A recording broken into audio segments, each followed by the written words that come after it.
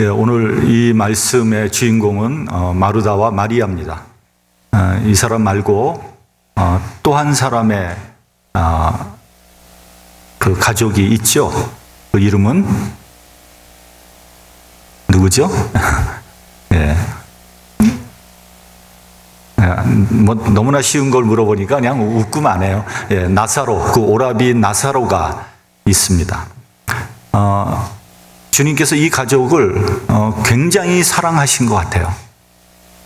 이들이 사는 곳은 베다니라는 곳인데, 이 베다니는 예루살렘에서 그냥 몇 마일 떨어지지 않은 곳입니다.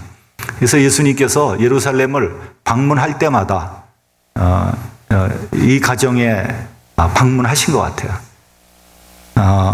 그래서 아주 즐거운 시간을 보냈고요. 이 말은 이 가정이 얼마나 주님을 극진히 섬겼고 또 환영했는지를 우리에게 알려주는 그런 이야기입니다. 주님께서 이 가정에 머무르시기가 너무 편했어요. 그리고 부담이 되질 않았어요. 그 가정에 들리면 마음이 즐겁고 푸근하고 또 떠나면 아쉬운 그런 가정이었습니다. 그러니까 주님께서 이 가정을 마음껏 축복해 주고 싶은 그런 가정이었습니다. 저는 목회자로서 주님께서 저에게 맡겨주신 양떼를 섬기고 관리해야 되는 책임이 있는 사람입니다. 저는 개인적으로 여러분 모두를 사랑하고 축복해 드리고 싶습니다. 하나님께서는 목자에게 영적인 축복권을 허락하셨습니다. 다 똑같이 사랑하고 싶고 축복하고 싶지만 실제적으로는 그렇지 못합니다. 이것은 저의 부독의 소치고요. 제가 모자라서 그렇다는 것을 제가 인정을 합니다. 다 똑같지는 않아요. 다 똑같이 사랑하질 않아요. 어떤 분은 더 사랑하고 어떤 분은 덜 사랑하게 되는 게 이건 어쩔 수 없는 인지상정인 것 같아요. 요즘엔 그런 분이 없습니다만 옛날에는 이렇게 대면하면 부담이 되는 분이 있어요. 불편한 분도 있었습니다. 물론 그렇게 하지 않으려고 제가 무진 애를 씁니다만 이거 어쩔 수 없는 거예요. 예를 들면 예수님께서 바리새인이나 제사장을 만나면 편하셨겠습니까? 불편하셨죠. 만나면 헐뜯고 모함하고 심지어는 죽이려고 하는 그 사람들을 만나면 불편하고 화가 나셨을 거예요. 오죽하면은 화 있을진저 외식하는 바리새인과 서기관들이여 라고 저주의 말을 퍼부으셨겠습니까? 오죽하면. 그러나 대부분의 성도들은 정말 좋습니다. 마음속 깊은 곳에서 그분과 그분의 가정을 축복해주고 드리고 싶어요. 그래서 여러분 목사님하고 잘 지내십시오. 누구는 지내고 싶지 않은 사람 없겠지만 그러면 제가 기도를 해도 한 번 더 여러분을 위해서 축복해 주지 않겠습니까? 제가 하고 싶은 얘기는 이런 겁니다. 하나님을 전폭적으로 환영하라는 거예요. 하나님이 임하시기에 불편한 자리를 만들지 마십시오. 그러면 성령께서 역사하지 않아요. 하나님 언제든지 저를 써주시기 바랍니다. 제가 비록 부족하고 연약하지만 제가 있는 이 모습 이대로 하나님께 드립니다. 하나님의 쓰임을 받기를 원합니다. 그러면 틀림없이 성령의 역사가 있을 겁니다. 성령의 감동이 있을 거예요. 그저 늘 하나님을 불편하게 하고 하나님 하는 일에 반대하고 있다가 갑자기 급하니까 갑자기 죽게 생겼으니까 하나님 날 좀 도와주세요. 그럼 하나님께서 도와주시겠어요? 여러분 어떻게 생각하십니까? 도와주시겠어요? 안 도와주세요. 요한복음을 보면 나사로가 병들어서 거의 죽게 됐습니다. 그때 누이들이 사람을 보내서 이렇게 말을 하죠. 주여 보시옵소서, 사랑하시는 자가 병들었나이다. 근데 주님께서 늦게 오시는 바람에 그 사람이, 나사로가 그냥 죽고 말았어요. 죽은 지 나흘이 지나서 그 시체에서 썩은 냄새가 났어요. 근데 주님께서 무덤 앞에서 나사로야 나와라. 나왔겠어요? 안 나왔겠어요? 네, 당연히 나왔어요. 그 썩은 냄새가 나는 시체가 무덤에서 걸어 나왔어요. 근데 여러분, 아무한테나 이런 일이 일어나지 않습니다. 오해하지 마십시오. 제가 아는 어느 목사님이 이제 청년부를 맡았는데, 부목사로 있을 때 청년이 죽은 거예요. 네? 그 연세대학교 그 영안실에 들어가 있는데, 이 목사님이 그냥 영안실에서 눈물을 흘리다가 갑자기 믿음이 솟아난 거예요. 그래서 아무개야 일어나라 그랬다는 거예요. 사람들 많은 데서 아무개야 일어나라. 일어났겠어요? 안 일어났겠어요? 이게 아무한테나 일어나면 뭐 죽을 사람은 없게요? 다 일어나게요? 주님을 사랑하는 자, 주님을 100% 환영하는 사람들에게서 성령의 역사가 일어나는 거예요. 여기 나오는 그 마리아에 대해서는 설이 분분합니다.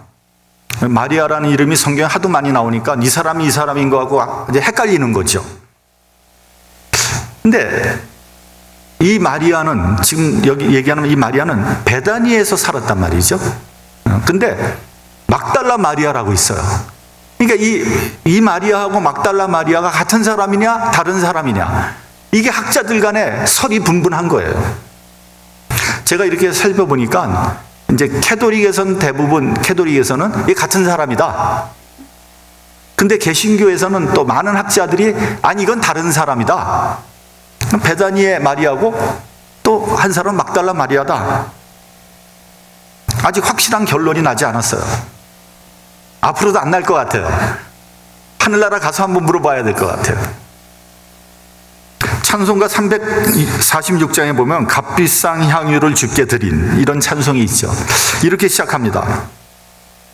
값비싼 향유를 주께 드린 막달라 마리아 본받아서. 근데 진짜 향유를 부은 사람은 베다니의 마리아는 확실하거든요. 근데 이 사람이 막달라 마리아가 같은 사람이, 이게 헷갈리는 거예요. 저는 이 찬양을 부를 때마다 맞게 부르는 건지 틀린 건지 잘 모르겠어요. 근데 틀렸건 맞건 그건 그렇게 중요한 문제가 아니에요. 분명한 것은 마리아는 아주 주님의 큰 사랑을 받았던 사람이라는 사실이에요. 원래 마리아라는 이름은 라틴어에서 유래된 그 단어입니다. 그러니까 이 성경에서 그 당시에 마리아라고 불렀겠어요? 안 불렀겠어요? 이 마리아는 라틴어에서 나온 말이에요. 그러면 그 당시 이스라엘에서 사는 사람들이 이 여자를 마리아라고 불렀겠어요? 안 불렀겠어요? 우리 은권사님 몰라요? 모른다. 예. 예, 여러분, 라틴이란 말은 로마어라는 말이잖아요. 로마는 그 부의 얘기예요. 예. 마리아라고 부르지 않았어요. 그러니까 히브리어로 마리아는 다른 단어입니다. 혹시 아시는 분 있어요? 히브리어로 마리아. 예? 막달라? 예, 미리엄입니다. 미리엄. 예, 미리엄이 라틴어로 마리아입니다. 그러니까 미리엄이라고 불렀죠. 여러분, 막달라 마리아가 누굽니까? 댄 브라운이라는 사람이 쓴 다빈치 코드라는 소설이 있어요. 이 소설이 이제 한때 베스트셀러였고 영어로 만들어져서 굉장히 큰 인기를 끌었습니다. 근데 그 책을 보면 예수님과 막달라 마리아가 결혼했다는 거예요. 그래서 막달라 마리아가 임신을 했고 그때 이제 예수께서 십자가에 못 박혀 죽으신 거죠. 그래서 막달라 마리아는 애굽으로 도망가서 딸을 낳았다는 거예요. 그 발상이 얼마나 도발적입니까? 발상이 너무 막 흥미를 끌잖아요. 그러니까 많은 사람들이 봤어요. 그래서 이제 어떤 젊은이가 그 책을 보고 나서 저한테 물어보는 거예요. 이 책에 보니까 막달라 마리아하고 예수님과 결혼해서 딸을 낳았다 그러는데 사실이죠? 왜 그러면 그 소설책이 너무나 그럴듯하게 쓰여져 있는 거예요. 천만의 말씀이요. 이 댄 브라운이라는 사람은 옛말에 그런 말이 있습니다. 돼지의 눈에는 모든 사람이 다 돼지처럼 보이고 부처님의 눈에는 모든 사람이 다 부처님처럼 보이는 거예요. 이 사람의 수준이 돼지 같은 수준이니까 자기의 수준으로 예수님을 본 거예요.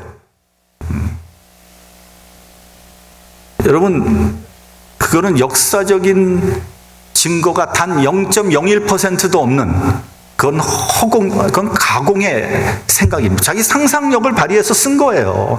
소설을. 오해하지 마시기 바랍니다. 역사적인 증거는 하나도 없습니다. 일고의 가치도 없는 억측에 불과한 거죠. 막달라 마리아는 예수께서 가장 총애했던 여제자이었습니다. 예수님의 부활을 처음으로 목격한 증인입니다. 기독교에서 가장 중요한 복음인 부활을 첫 번째 본 증인으로서의 막달라 마리아의 비중은 대단히 큰 겁니다. 누가복음 8장을 보면 막달라 마리아에 대해서 간단한 이야기가 나옵니다. 예수께서 각 성과 마을을 두루 다니시며 하나님 나라를 선포하셨고 귀신을 내쫓고 병을 고쳐주셨습니다. 그 여인 중에 7 귀신이 나간 자 막달라인이라 하는 마리아와 다른 여러 여자들이 자기들의 소유로 예수님과 제자들을 섬겼다라고 되어 있습니다. 막달라인이라고 하는 마리아, 그러니까 막달라인, 이 말은 막달라는 지명이라는 의미예요. 막달라라는 지명은 어디에 있었냐? 갈릴리 호수 주변에 있어서 항구 도시였고요. 상업이 굉장히 발달된 그런 도시였습니다. 나중에 로마 군대들이 와서 거기에 주둔하고 있었습니다. 그러니까 외국군 점령지였어요. 그런 지역에 혼자 사는 여인이라면 이 여인이 어떤 여인이라는 것을 우리는 대충 짐작할 수 있습니다. 7 귀신에 사로잡혀 있었다. 이 말은 영적으로, 정신적으로 굉장히 문제가 많았던 그런 여인이었다 하는 것을 알 수 있죠. 삶도 어렵고 하는 일도 떳떳하지 못했던 막달라 마리아는 마음속에 많은 고난과 아픔과 상처를 지닌 채 한많은 인생을 살아가고 있었습니다. 그런 여인이 예수님을 만나서 영적으로 치유를 받고 새 사람이 되었어요. 그래서 예수님의 공생애 내내 헌신하며 주님을 섬겼습니다.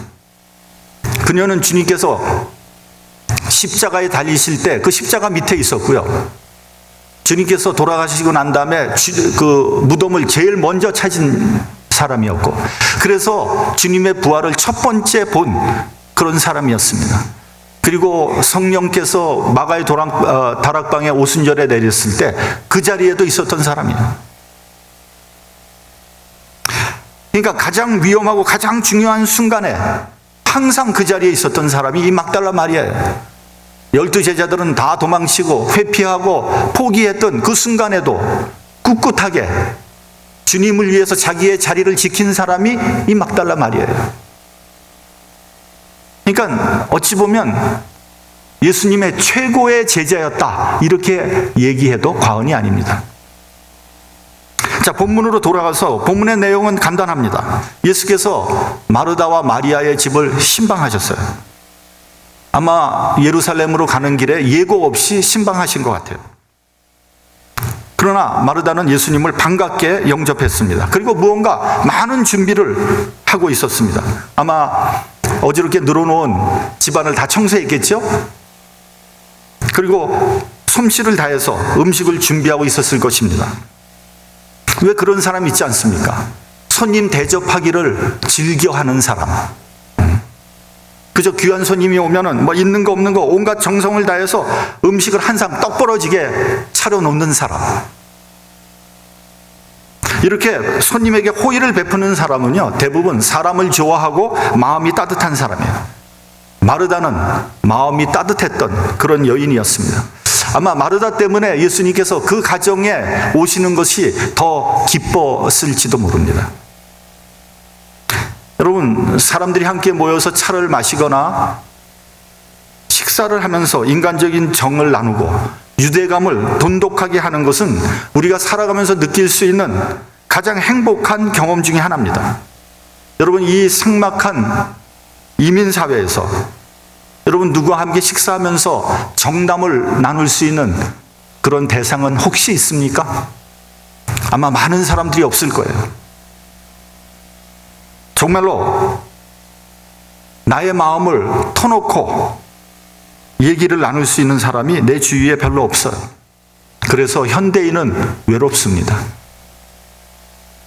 고독은 우리가 직면한 심각한 문제입니다.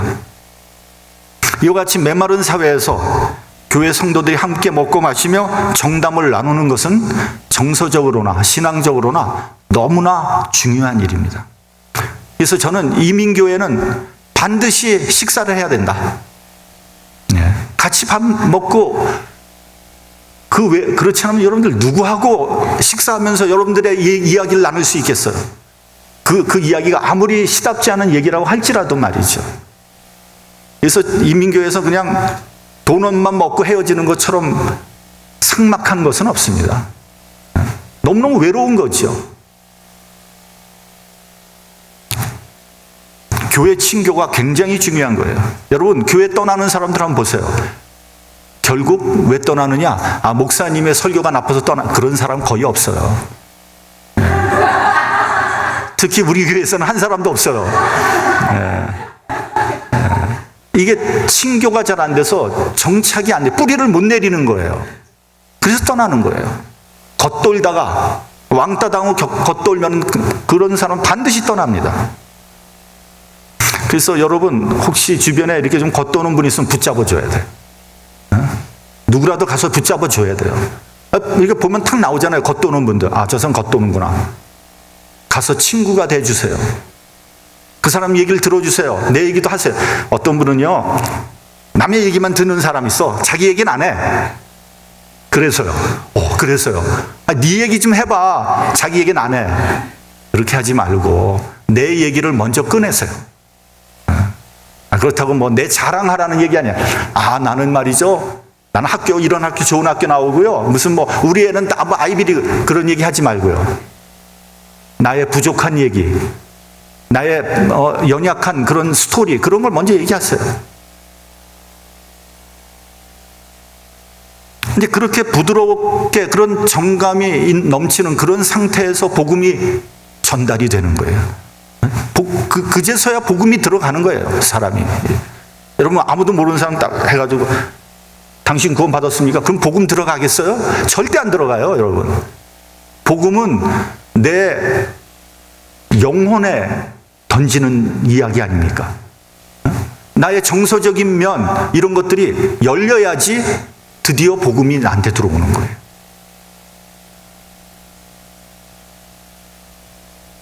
어쨌든 마르다는 음식 준비하느라고 바빠 죽겠는데, 마리아는 아무 일도 도와주지 않고 예수님 발 아래 앉아서 주님의 말씀만 듣는데 열중하고 있었어요. 마르다는 화가 났어요. 그래서 예수님께 짜증 섞인 목소리로 말합니다. 주님, 내 동생 좀 보십시오. 저에게 명해서 나를 좀 도우라고 하소서. 그러자 예수께서 마르다의 편을 들어주신 것이 아니라 오히려 마리아가 좋은 편을 택했다고 칭찬해 주셨어요. 우리 본문 41절, 42절을 같이 봉독을 하겠습니다. 자, 시작. 주께서 대답하여 가라사대, 마르다야 마르다야, 네가 많은 일로 염려하고 근심하나 그러나 한 가지만 하든지 혹 한 가지만이라도 족하니라. 마리아는 이 좋은 편을 택하였으니 빼앗기지 아니하리라 하시니라.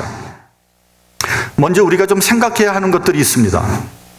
말씀을 듣는 것은 중요하고 일하는 것은 중요하지 않다. 이렇게 우리가 이해하면 안 됩니다. 오늘 이 말씀을 듣고 부엌에서 열심히 일하는 분들 시험 들지 않기를 바랍니다. 여러분, 부엌에서 일하지 않고 전부 앉아가지고 말씀만 듣겠다면 누가 부엌에서 일하고 누가 청소하겠어요? 네. 성도들에게 좋은 음식을 먹이기 위해서 최선을 다하는 사람은 나름대로 헌신하는 거고요. 그분들의 수고를 충분히 인정해 줘야 됩니다. 근데 왜 주님께서는 마리아의 편을 들으신 것일까요? 마르다가 무슨 문제가 있는 것일까요? 저는 한 3가지 정도로 생각해 보기를 원합니다. 첫째는요, 마르다는 준비하는 일이 많아서 마음이 너무 분주했어요. 마음이 분주하면요, 일의 목적을 잃어버리기 쉽습니다. 너무 바쁘면요, 자기 자신을 잃어버리기 쉬워요. 하는 일 없이 빈둥거리는 것보다 바쁜 것이 훨씬 좋습니다. 그러나 너무 바쁘면 자기가 이 일을 왜 하는지 그 목적을 잃어버리게 되는 거죠. 여러분, 우리가 먹기 위해 삽니까? 살기 위해 먹습니까? 네? 먹기 위해 살아요? 살기 위해 먹어요? 빨리 대답해봐. 살기 위해 먹는 거죠? 먹기 위해 사는 거 아니에요? 아니. 먹기 위해 사는 것은 돼지예요. 그런데요, 바쁘게 살다 보면 나도 모르게 먹기 위해 살고 있는 내 자신을 발견하게 되죠. 불쌍한 인간이 되는 겁니다. 여러분, 돈을 버는 목적이 뭐예요? 돈 왜 벌어요? 사는데 돈이 필요하니까 버는 거예요. 돈 때문에 사는 게 아니에요, 여러분. 근데 돈 벌기 위해서 바쁘다 보면요, 돈 때문에 모든 것을 다 희생하게 돼요.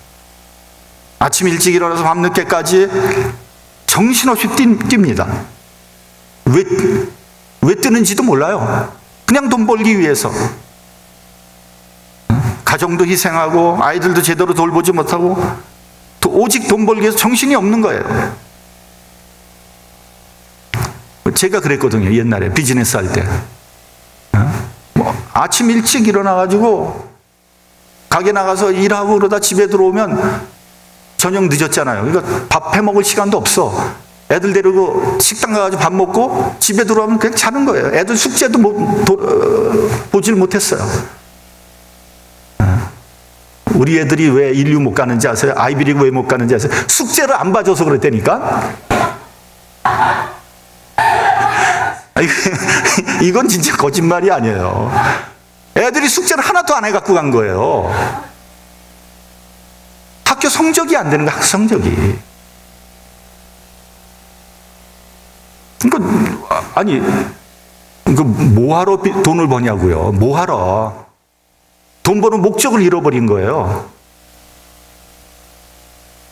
주객이 전도가 된 거죠. 어느 재벌에게 신문 기자가 물어봤습니다. 당신은 얼마나 돈을 더 벌면 만족하겠습니까? 재벌이 이렇게 말을 했다는 겁니다. 내가 지금 있는 것보다 조금만 더 벌었으면 좋겠습니다. 이건 목적 상실이죠. 자기 상실이에요. 돈이 그렇게 많은데 조금 더 벌어서 뭐 하겠어요, 그게?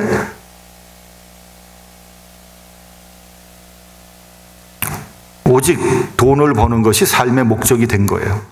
요즘 서점가에 가면요, 느리게 사는 법, 이런 종류의 책들이 인기가 있어요. 속도가 중요한 것이 아니라 목적과 방향이 중요하다는 거예요. 그냥 좀 느리게 가더라도 제대로 가자, 이런 거 아닙니까? 바쁘게 서둘러 가다 보면 방향과 목적을 상실하게 되는 거죠. 한참 바쁘게 가는데 여기가 아닌가 봐, 다시 돌아가는 거죠. 제가 전에 말씀드렸잖아요. 우리 딸네 집을 가는데, 뉴욕을 가는데 이것저것 그냥 막 싣고 그냥 밴에다 때려 싣고 그냥 바쁘게 그냥 나왔어요. 그냥 밴을 몰고 인디아나 지나서 오하이오 지나서 펜실베니아 넘어서 초입에 들어갔어요. 여관에 들어갔는데 컴퓨터를 두고 왔잖아요. 제 컴퓨터 두고 오면 저 아무것도 일을 못 하거든요. 설교도 못 하고 설교도 못 쓰고 거기 모든 정보가 다 들어가 있고, 금요일 날 설교할 것도 생각 못 하고 아무것도 안 되는 거예요. 어떻게 해요? 어떻게 해야 되겠어요? 그럴 때 다시 돌아가야지. 펜실베니아에서부터 다시 시카고로 거꾸로 돌아오는 거예요. 돌아와가지고 집 문을 딱 열는데 문 앞에다 가방을 탁 놓는. 열받아. 그거 가방 도로 들고 다시 또 가는 거예요, 뉴욕으로. 그게 무슨 미친 짓입니까, 세상에. 왜 그러냐? 급하게 서두르다 보니까 그렇게 된 거예요. 그러니까 조금 천천히 의미와 목적을 생각해 가면서 살아야 돼요. 마르다는 자기는 바빠서 동분서주하는데 마리아는 천하태평으로 주님 발 앞에 앉아서 주님 말씀 듣고 있는 게 너무 못마땅한 거예요. 여러분, 이게 어쩔 수 없는 인간의 모습입니다. 자기만 고생하는 것 같다는 마음이 들면 견딜 수 없는 게 우리의 모습이에요. 왜 나만 고생하냐? 왜 쟤는 저러고 있지?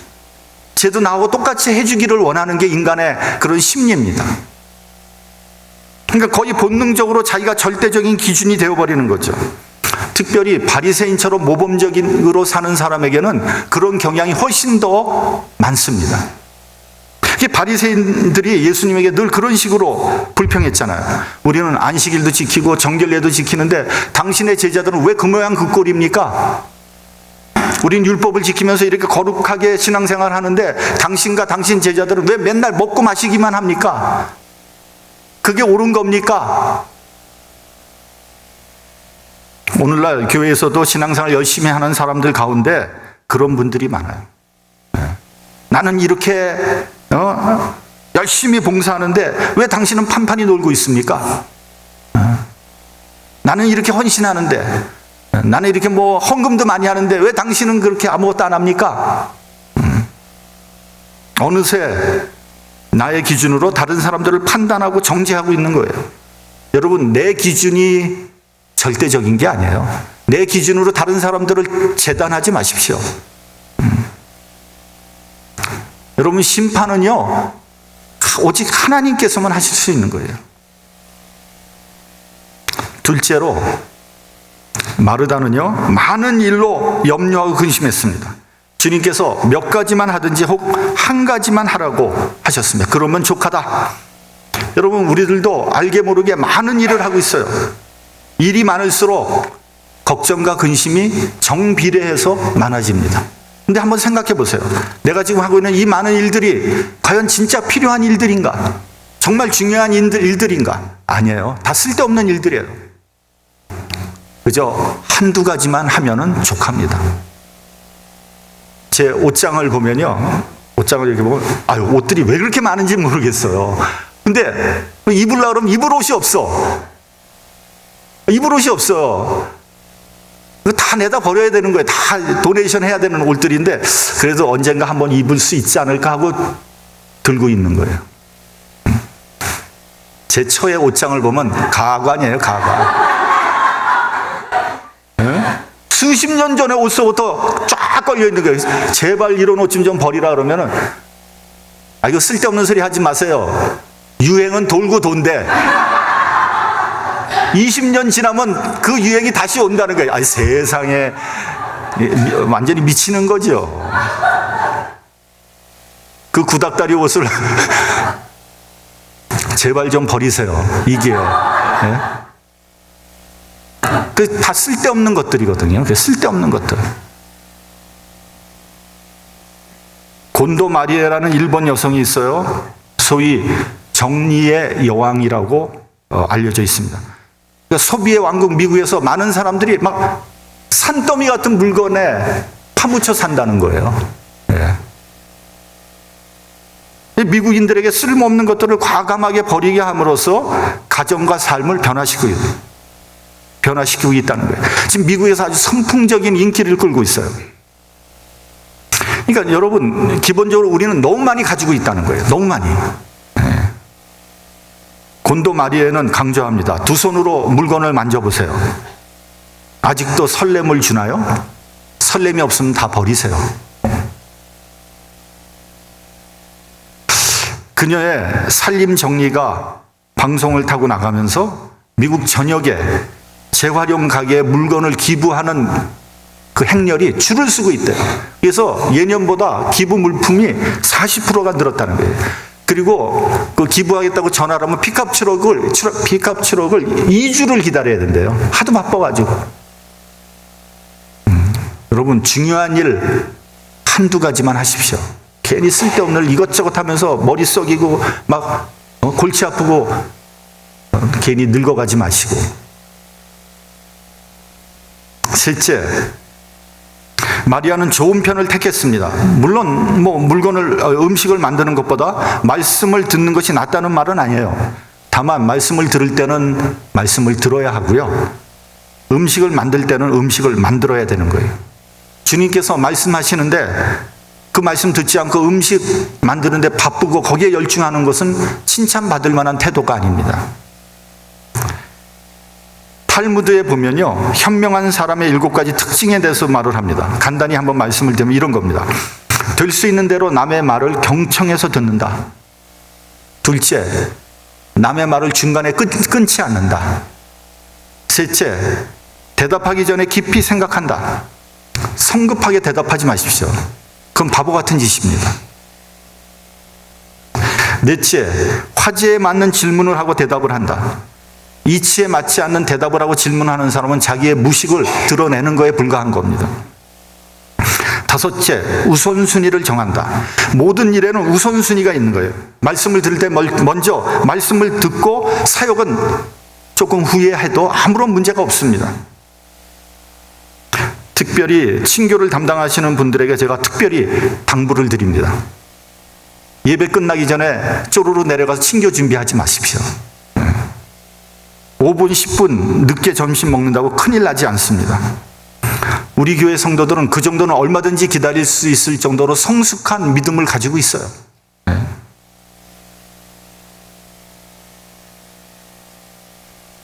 여섯째, 모르는 것은 솔직히 모른다고 하라. 모르는데 아는 척 하는 것처럼 참 없어 보이는 것 없습니다. 모양 빠지지요.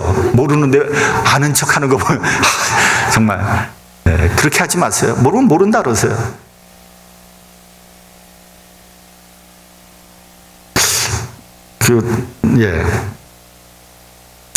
내실이 없는 사람이 거치장을 요란하게 하는 법이에요. 일곱째, 진실을 존중한다. 이런 사람이 현명한 사람이에요. 여러분이 듣기는 쉽지만 실천하기는 쉽지 않습니다. 이것을 실천할 때 지혜로운 사람이 된다는 거예요.